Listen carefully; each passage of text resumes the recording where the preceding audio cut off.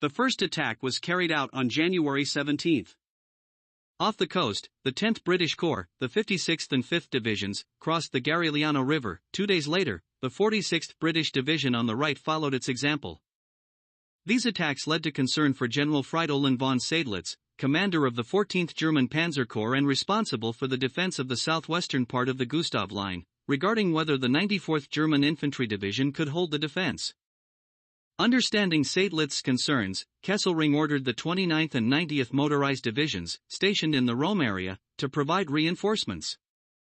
There are various speculations about what would have happened if the 10th Corps had the necessary reserves for a successful development and decisive breakthrough.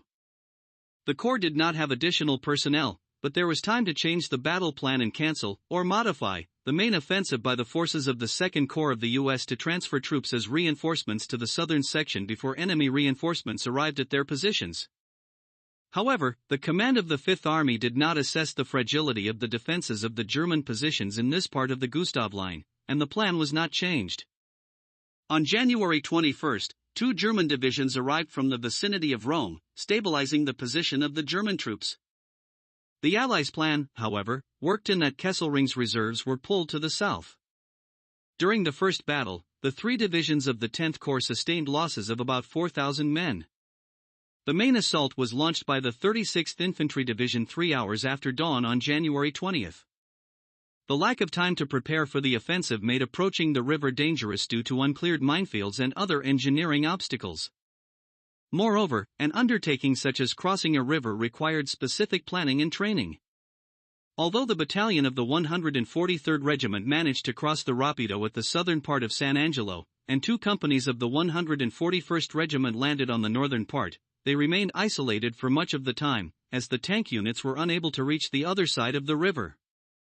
Thus, the units that crossed the river found themselves in an extremely vulnerable position against counterattacks by General Rod's 15th Motorized Division. By dawn on January 21, the troops on the other side of the river were forced to retreat.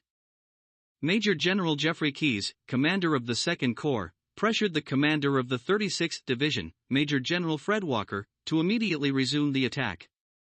Both regiments attacked again against the well-fortified 15th Division. The 143rd Regiment managed to ferry across an equivalent of 2 battalions' worth of troops, but, as before, there was no tank support.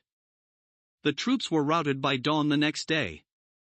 The 141st Regiment also crossed the river with approximately 2 battalions and, despite the lack of tank support, advanced a kilometer inland. But by dawn, they were also cut off and destroyed. By the evening of January 22, the regiment had literally ceased to exist. Only 40 men returned.